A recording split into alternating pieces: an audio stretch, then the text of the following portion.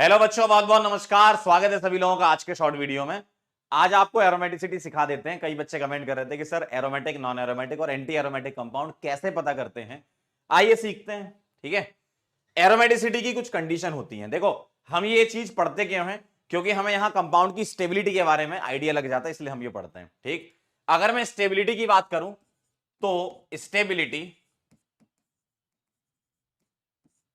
Aromatic compound की ज्यादा होती है, फिर नॉन एरोमेटिक और फिर एंटी एरोमेटिक कंपाउंड की। स्टेबिलिटी के पीछे लॉजिक ये है कि एरोमेटिक कंपाउंड में electron bonding molecular orbital BMO में होते हैं और लूप बन रहा होता है। नॉन एरोमेटिक में भी बीएमओ में होते हैं लेकिन लूप नहीं बन रहा होता। और एंटी एरोमेटिक में एंटी बॉन्डिंग ऑर्बिटल में इलेक्ट्रॉन होते हैं। ठीक है, और बॉन्डिंग में होना अच्छी बात होती है। लूप बनने का मतलब एक इलेक्ट्रॉन का फ्लो हो जाता है जिससे स्टेबिलिटी आ जाती है ना। तो ये तो हो गया स्टेबिलिटी की बात, लेकिन चेक कैसे करोगे? चेक करने के लिए क्या होता है? How to check aromaticity. How to check aromaticity. Aromaticity को कैसे चेक किया जाता है, इसके कुछ सेट ऑफ रूल्स होते हैं। जैसे पहला, सिस्टम मस्ट बी साइक्लिक। ये आप आंखों से देख के पता कर लोगे कि कंपाउंड साइक्लिक है कि नहीं है ना। सेकेंड पॉइंट इज प्लेनर होना चाहिए कंपाउंड। ये कैसे पता चलेगा? हर एक एटम का हाइब्रिडाइजेशन sp2 होना चाहिए, हर एक एटम का जो रिंग में इन्वॉल्व है। एरोमेटिसिटी हम किसकी देखते हैं? रिंग की देखते हैं। रिंग के बाहर से मतलब नहीं है, रिंग से मतलब है कि रिंग में इन्वॉल्व जितने एटम है उनका हाइब्रिडाइजेशन क्या होना चाहिए बेटा? sp2। और क्या होना चाहिए? कॉन्जुगेशन होना चाहिए। सर कॉन्जुगेशन कैसे चेक किया करेंगे? भाई कॉन्जुगेशन सिंपल सा होता है, अल्टरनेट डबल बॉन्ड हो, ठीक है, या लोन पेयर सिंगल डबल हो, या पॉजिटिव सिंगल डबल हो। पॉजिटिव यानी कि वैकेंट ऑर्बिटल होना चाहिए, या नेगेटिव सिंगल डबल हो, नेगेटिव यानी लोन पेयर होना चाहिए। तो ये कॉन्जुगेशन आप चेक कर लोगे। अब ये तीन कंडीशन कॉमन होती हैं। अब यहां से चौथी कंडीशन जो है वो अलग करती है इनको। चौथी कंडीशन क्या है? अगर 4n + 2 पाई इलेक्ट्रॉन होंगे, यहां n अपनी तरफ से पुट करो, 0 1 2 3। 0 पुट करोगे तो 2 पाई इलेक्ट्रॉन आने चाहिए, 1 पुट करोगे तो 6 पाई इलेक्ट्रॉन आने चाहिए, 2 पुट करोगे तो 10 पाई इलेक्ट्रॉन आने चाहिए, और 3 पुट करोगे तो 14 पाई इलेक्ट्रॉन आने चाहिए, एंड सो ऑन। अगर इतने इलेक्ट्रॉन आ रहे हैं इसका मतलब कंपाउंड एरोमेटिक है। इन कंडीशन से पता चलता है कि एरोमेटिक है। लेकिन अगर आपके पास 4n पाई इलेक्ट्रॉन, इसका कोई नाम नहीं है, इसका तो नाम होता है हकल्स रूल। इसको क्या बोलते हैं? Huckel's rule. इसका कोई नाम नहीं है तो ये अपने नाम पे रख लेना, है ना, ये अपनी मैडम के नाम पे रख लेना, मैं अपने नाम पे रख लेता हूं। सिजीज रूल बोलते हैं इसको। ठीक है, 4n पाई इलेक्ट्रॉन होनी चाहिए। एन आप अपनी तरफ से पुट करो, 1 2 3 4 एंड सो ऑन। ठीक है, जीरो नहीं रख सकते, जीरो इलेक्ट्रॉन थोड़ी होंगे, है ना। तो ये आ जाएगा भैया 4 पाई इलेक्ट्रॉन, ये आ जाएगा 8 पाई इलेक्ट्रॉन, ये आ जाएगा 12 pi electron and 16 pi electron and so on. यानी कि आप एक यहां पर ऑब्जर्वेशन क्या सेट कर सकते हो अपने दिमाग में कि अगर 4 का मल्टीपल हुआ, 4 का मल्टीपल हुआ तो ये हो जाएगा एंटी एरोमेटिक, और 4 का मल्टीपल नहीं हुआ तो एरोमेटिक। अगर ये तीनों कंडीशन फुलफिल हैं तो। लेकिन अगर कंडीशन नंबर 1 2 और 3, ठीक है, इनमें से कोई भी एक फेल हो जाए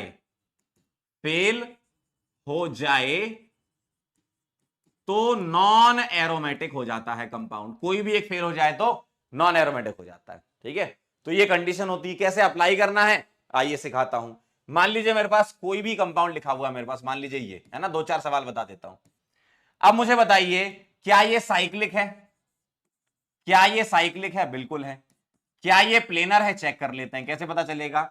ये सबका हाइब्रिडाइजेशन sp2 है। सर कैसे निकाला हाइब्रिडाइजेशन आपने? मैंने यहां देखा सिग्मा बॉन्ड कितने हैं, तो बेटा सिग्मा बॉन्ड यहां 3 आ रहे हैं, और 3 सिग्मा बॉन्ड पर sp2, क्योंकि पाई बॉन्ड तो हाइब्रिडाइजेशन में काउंट होता नहीं है ना, सिग्मा बॉन्ड काउंट होता है। तो 3 सिग्मा आ रहे हैं, sp2 sp2 sp2 sp2। अब यहां देखें, यहां मेरे पास 2 लोन पेयर हैं, लेकिन एक लोन पेयर रेजोनेंस करता हुआ नजर आ रहा है, लोन पेयर सिंगल डबल। तो ये लोन पेयर तो पाई बनाने चला गया, तो इस ऑक्सीजन के पास एक और एक 2 सिग्मा बचे, और एक लोन पेयर इसके पास बचा है, एक तो पाई बनाने चला गया, तो सम 3 आ गया, यानी कि sp2, यानी कि ऑक्सीजन भी sp2 है। यानी कि 3 सिग्मा हो, 0 लोन पेयर हो तो भी sp2 हाइब्रिडाइजेशन होता है। सम 3 होना चाहिए। और अगर 2 सिग्मा है, एक लोन पेयर है, तब भी हाइब्रिडाइजेशन sp2 होगा। क्यों? क्योंकि इसका सम भी 3 है और इसका सम भी 3 आ रहा है। समझ गए बात को? आप ऐसे चेक करोगे। अब मुझे बताओ कितने इलेक्ट्रॉन रिंग में घूम रहे हैं? 2 पाई बॉन्ड के 4 पाई इलेक्ट्रॉन और 2 इलेक्ट्रॉन ये भी तो रिंग में घूमेंगे, कॉन्जुगेशन करेंगे। बेटा ये वाले नहीं घूमेंगे क्योंकि ये तो इसी के पास है, ये तो हाइब्रिडाइजेशन में पार्ट ले लेंगे। ये वाले पाई बॉन्ड बनाने जाएंगे, यानी कि रिंग में टोटल इलेक्ट्रॉन घूम रहे हैं, कॉन्जुगेशन भी है यहां पे, है ना, कॉन्जुगेशन भी है। लोन पेयर सिंगल डबल पूरा कॉन्जुगेशन आ गया है ना।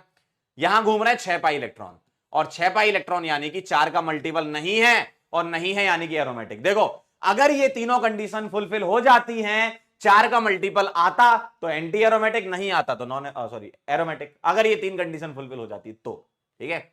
मान लीजिए एक सवाल और लिखा है मेरे पास, इसके बारे में बताना है, ठीक है, इसके बारे में मुझे बताना है। चलिए बताइए, क्या ये साइक्लिक है? जी सर है। प्लेनर चेक कर लेते हैं, कैसे पता चलेगा? sp2 double bonded carbon, sp2 sp2 sp2 sp2 sp2। इसके बारे में क्या ख्याल है? ये वाला लोन पेयर रेजोनेंस में जाएगा क्या? नहीं जाएगा। क्यों नहीं जाएगा? अगर मैंने इस लोन पेयर को रेजोनेंस में भेज दिया तो यहां भी डबल आ जाएगा, और इस नाइट्रोजन का हाइब्रिडाइजेशन फिर sp2 हो जाएगा, sp हो जाएगा, sp2 नहीं बचेगा, अभी sp2 है। अगर मैं इसको भेज देता हूं, मान लीजिए मैंने इसको भेजा, ठीक है, अगर मैंने इसको भेजा तो ये पॉसिबल ही नहीं होगा। क्यों? क्योंकि इसका हाइब्रिडाइजेशन sp हो जाएगा, और sp यानी कि 180 डिग्री, 180 डिग्री यानी कि लीनियर, और ये तो लीनियर होने का मतलब है रिंग टूट जाएगी, तो ऐसा पॉसिबल नहीं है, ठीक है। यानी कि ये लोन पेयर रेजोनेंस में नहीं जाएगा, तो मैं क्या काउंट करूंगा? 2 सिग्मा, एक ये और एक ये, और एक ये लोन पेयर, जी हां, यानी कि सम आ जाएगा 3 sp2 हो जाएगा, तो प्लेनर हो गया। सर कॉन्जुगेशन है क्या? बेटा लोन पेयर की वजह से कॉन्जुगेशन नहीं है, लेकिन अल्टरनेट डबल बॉन्ड की वजह से तो कॉन्जुगेशन है, जी हां। और 2 2 4 2 6 पाई इलेक्ट्रॉन हो जाएंगे, और ये 4 का मल्टीपल नहीं है, यानी कि एरोमेटिक आ गया। इस तरीके से चेक करोगे, ठीक है। आइए जरा मेरे को बताओ इसके बारे में क्या ख्याल है? मुंह पे बोल दो नॉन एरोमेटिक। क्यों? सर साइक्लिक नहीं है, सर साइक्लिक नहीं है। इसके बारे में क्या ख्याल है? मुंह पे बोल दो नॉन एरोमेटिक। क्यों? सर इनका हाइब्रिडाइजेशन sp3 हो गया, sp3 हो गया, यानी कि ये प्लेनर हो गया। सर sp3 कैसे? यहां पर 2h होंगे, यहां भी 2h होंगे, यानी कि ये नॉन प्लेनर हो गया। नॉन प्लेनर यानी कि नॉन एरोमेटिक हो जाएगा, ठीक है। चलिए ध्यान से देखिएगा। सर इसके बारे में बता सकते हो क्या? इसके बारे में बता सकते हो क्या? आइए चेक कर लेते हैं। सर ये साइक्लिक है, जी सर दिख रहा है। सर प्लेनर है क्या? चेक कर लेते हैं कैसे। कार्बोकेटाइन sp2 होता है planar, sp2 sp2 sp2 sp2। इसके पास 2 लोन पेयर होते हैं, लेकिन एक बार में एक जाता है, एक वहीं रहता, तो भी प्लेनर हो जाता है। सर कॉन्जुगेशन है क्या? अगर टुकड़ों में भी कॉन्जुगेशन मिल रहा हो, लेकिन सारे एटम काउंट हो रहे हो रिंग के, तब भी कॉन्जुगेशन मानेंगे। जैसे प्लस सिंगल डबल, यानी कि ये काउंट हो गए, प्लस सिंगल डबल ये काउंट हो गए, लोन पेयर सिंगल डबल ये काउंट हो गया, लोन पेयर सिंगल डबल ये, यानी कि हर एक एटम भले ही अलग अलग कॉन्जुगेशन में आ रहा हो, काउंट हो रहा है हर एक रिंग का एटम, तो कॉन्जुगेशन है। अब मुझे बता रिंग में कितने इलेक्ट्रॉन घूमेंगे? 2 इसके 4। कार्बोकेटाइन में तो वैकेंट ऑर्बिटल होता है, कोई इलेक्ट्रॉन होते नहीं है। इसके 2 और घूमेंगे, यानी कि 6 पाई इलेक्ट्रॉन, यानी कि सिस्टम क्या हो जाएगा? एरोमेटिक हो जाएगा। क्लियर है? चलिए एक और करते हैं। मान लीजिए मेरे पास ये लिखा है यहां माइनस और यहां माइनस, यानी कि इसके पास लोन पेयर होगा, ठीक है। सर ये साइक्लिक है क्या? बिल्कुल दिख रहा है। सर ये प्लेनर है क्या? चेक कर लेते हैं। डबल बॉन्डेड वाले तो sp2 होंगे, और ये लोन पेयर रेजोनेंस में जाएगा तो ये भी डबल बॉन्ड बना लेगा, यानी कि sp2 हो जाएगा। ये इधर कॉन्जुगेशन में जा सकता है तो प्लेनर हो जाएगा। सर कॉन्जुगेशन है क्या? लोन पेयर सिंगल डबल यहां से यहां तक चले, और लोन पेयर सिंगल डबल यहां से यहां तक चले, यानी कि सब काउंट हो गए, कॉन्जुगेशन है। रिंग में कितने इलेक्ट्रॉन घूम रहे हैं? 2 इसके 6 पाई इलेक्ट्रॉन, यानी कि ये क्या हो जाएगा? एरोमेटिक हो जाएगा। समझ गए बात को? ऐसे ही आप सवालों में अप्लाई करिएगा, आनंद लीजिएगा, ठीक है। इस तरीके से आपको अप्लाई करना है, ठीक है। थैंक यू सो मच, आप यहां पर आए और आपने हमसे एरोमेटिसिटी की बात पूछी, तो मैंने आपको एरोमेटिसिटी चेक करना सिखा दिया है।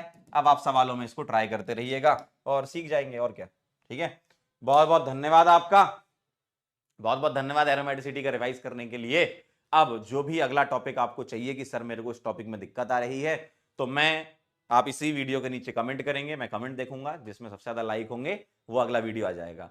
कुछ कमेंट मैंने पहले देख रखे हैं, कई बच्चों को दिक्कत आ रही कॉमन नेम्स में, तो बेटा कॉमन नेम की शीट पे काम चल रहा है, और वो शीट पे जैसे ही कंप्लीट काम हो जाएगा हम आपको अपलोड करा देंगे, तो उसको आपको देखना होगा कॉमन नेम्स को। जैसे एक बच्चे ने बोला सर मिथाइल इथेनॉइड, इथाइल मीथेनॉइड, इनमें दिक्कत आ रही है, तो ये बड़े आसान होते हैं, कोई बहुत बड़ी समस्या वाली बात नहीं है। तो मैं कॉमन नेम आपको दूंगा ना, तब आप देखना कि किस तरीके से लिखे जाते हैं वो, है ना। मतलब एक तरीके से क्या है, आप उनको पढ़ के एकदम रटना नहीं है, उनको पढ़ के सोचेंगे थोड़ा सा कि भाई ये नाम ऐसा क्यों लिखा गया। देखो कुछ तो डायरेक्ट याद रखने पड़ेंगे, जैसे पिक्रिक एसिड। अब पिक्रिक एसिड में तो आपको पता ही होना चाहिए कि भैया 3 NO2 लगे होते हैं और फिनॉल पर, है ना, 2,4,6 ट्राइनाइट्रोफिनॉल होता है। तो कुछ कॉमन नेम पता होना चाहिए आपको, वो तो याद ही करने, सभी करते हैं। बेंजल्डिहाइड हो गया, बेंजोइक एसिड हो गया, बेंजामाइड हो गया, इस टाइप के। लेकिन कुछ नाम ऐसे होते हैं जो आपको याद नहीं करने, जैसे मिथाइल मिथाइल इथाइल ईथर हो गया, तो एक तरफ मिथाइल लगाओ, एक तरफ इथाइल लगाओ, बीच में ईथर लगा दो, ऑक्सीजन, है ना। तो कुछ नाम ऐसे होंगे जो आप देखोगे तो आपको आइडिया लग जाएगा। और ऐसी कोई बहुत हाय तौबा नहीं मचानी कि सर मेरे को टर्सरी ब्यूटाइल नहीं आता। भाई जो नहीं आता वो सीख लो, कहीं ना कहीं मैंने बता रखा है आपको, किसी ना किसी लेक्चर में बता रखा होगा। जैसे आप, मैंने आपको ईथर की जब IUPAC बता रहा था, जब ईथर का पहला लेक्चर था, तो मैंने वहां पर कॉमन नेम्स कुछ बताए थे आपको, तो वो आपको ध्यान रखने हैं, है ना। और बाकी क्लास 11th की आपकी सीरीज आ रही है जिसमें IUPAC से मैं पढ़ाऊंगा, तो वहां भी कुछ कॉमन नेम बताऊंगा, तो वहां कवर कर लेना, है ना। चलिए मिलते हैं बेटा फिर, तब तक के लिए ओके बाय।